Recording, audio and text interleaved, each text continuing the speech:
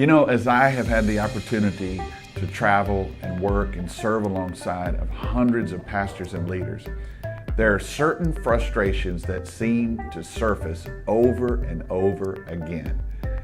And as I talk about some of those frustrations today, you're going to resonate with them and go, oh man, that's me. Or it's kind of like a personality profile where you're like, how did they know that? Well, these are common frustrations, and maybe some of them you have gotten down pat and you are just doing a great job on. But some of them, you're going to say, whoa, I need help here. That's something that I believe every pastor needs. There's all areas that we want help, we need help, but maybe we don't know where to turn. What are some of those frustrations that are there in your life and in your ministry that maybe need to be addressed or maybe need some help on? You could put up the white flag and say, hey, that's something I need help on. The first one is our personal leadership. Now, this is something I'm extremely passionate about because I believe that the leader determines the ceiling of the organization. It'll never go beyond your personal leadership development. You've got to have a plan. You've got to have a daily habit. You've got to have a goal when it comes to developing your leadership. As the senior leader, everything is going to rise and fall on your leadership. We know from John Maxwell, everything rises and falls on leadership. And if you're the leader, that means it's rising and falling on your leadership. And it's easy to point at somebody who did this or this situation with the building or all these things that can be frustrations. But you know what? Where it all begins is accepting responsibility for our personal leadership. And then from there, we move to another thing that many times people are unclear about or have ambiguous feelings, and that is, what is my motivation for wanting to grow? You know, growth can be a hot button topic for some pastors. Pastors who are growing love growth, and pastors who aren't many times get bitter and begin to make accusations about growth. And is it even good to have a big church? Is it right to want a church that's growing and thriving and impactful? Or is it your call to have a church of significance? That is a huge frustration that resonates in the hearts of many leaders. What is my motivation? Why do I want to grow and have the church that God put in my heart when I began this great work that I am about? Another thing that comes along inevitably is, what about my team? How do I build a good team? And maybe you're like, oh, this is one that really impacts me. Maybe your team, you look around and they're just kind of a hodgepodge of people who come in and out, and they're not necessarily highly motivated, highly trained, highly committed, and they're not executing at a high level, and therefore maybe you feel like a lot of things just fall on your shoulders. Or maybe you're more of a lone ranger and you haven't even attempted to develop a team, but you know that you can only go so far without having that team that's so critical to getting where God has for you. Beyond some of the personal frustrations that we have with our leadership, our internal motivations, our ability to build teams and lead teams, we then move to the actual church. And that is, why do people come and not stay? That's one of the biggest questions that pastors ask or are afraid to ask, because we take it so personally. It's like if they came and they didn't come back, well, it must have been something about us. And so retention is a big area of frustration. What about when it comes to visitors? Getting people to come and check out what we're doing. How do we do when it comes to our visitor flow? How do you know if you have enough visitors or if you're not really doing that good in that area? What kind of visitors are you attracting?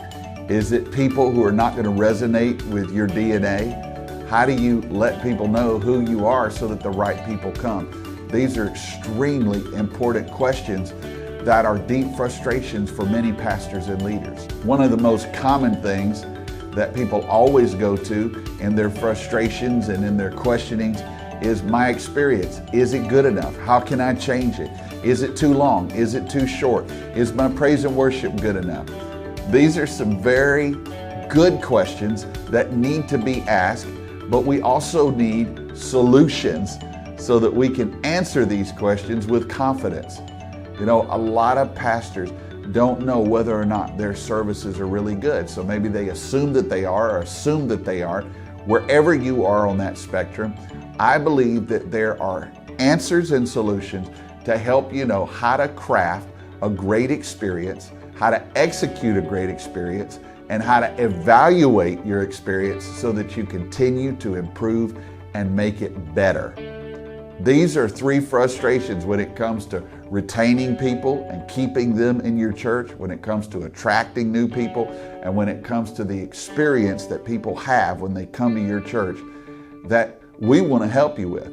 We want to give practical insight and practical understanding so that you feel like these frustrations are answered and you're clearly moving forward towards the vision that God has for you. The first category of frustrations is your leadership, your ability to build a team, your motivation internally for why you want to grow. And then there's frustrations of my church. Am I retaining people? Am I attracting people? Are my services of a caliber that would attract the lost and cause people to want to show up week after week? And then there's more elements that have to do with the outside effect. And that is, number 1, how are you telling your story to the community? What do people think when they think about your church? If they haven't ever heard of your church, well, that's one problem, and that may be a frustration that you have. Or maybe they've heard of your church and have a negative perception, and maybe that's been an excuse for you as well. We just have a bad reputation in the community. Well, how are we going to fix that? Something's got to be done. Telling our story is so important. It has everything to do with the type of font that you use to portray your church. Is it happy? What about the coloring? What about the look?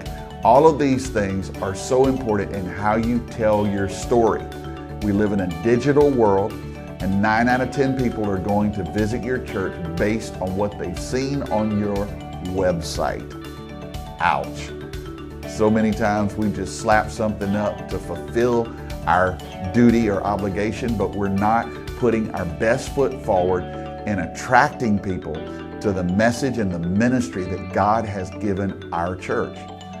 We've got to address that. What about promotion? How do I promote my church? Should I get a billboard? Should I put an ad on Facebook? Should I send out emails? Should I print up flyers? Should I go door to door? Promotion is a huge area because in this day where everyone is vying for attention, you must do something to let people know where you are and what you're doing. I know so many times people say, well, if the Lord wants them to come, He'll draw them. No, He's going to use your efforts, whether good or bad, to bring people in. And if your efforts are bad, not many people are going to come in. And so these are things that sometimes, as we get so busy in the routine of maintaining our ministry, that we don't have any effort or energy or focus or insight on how to move the ministry forward. You know, there's a big difference on working in your ministry versus working on your ministry. And many times we need someone to come alongside of us and articulate how to do that exactly. You know, one final frustration that everyone has is of money. What about money? What about resources? If I just had more money, I could do so much more. Well, there are systemic issues that keep organizations, churches, and ministries from having the resources that they need to accomplish the vision. I want to help you to answer that frustration. Maybe today you say, man, I've got a number of these frustrations, or maybe even all these frustrations. What do I need to do? In Build the Boat course, we address these frustrations and many, many more with practical application items that will help you to move the ball forward and to know what to sink your teeth into and put your hand to the plow in order to move forward. Some of these areas have held you back from the beginning of your leadership and ministry. Some of them may have crept in over time, but today you're saying, I need answers to these problems. Build the Boat is going to help you build the vehicle to get where God has called you to go. It will answer these frustrations and much more so that you and your team can get the win and get where God has called you to go.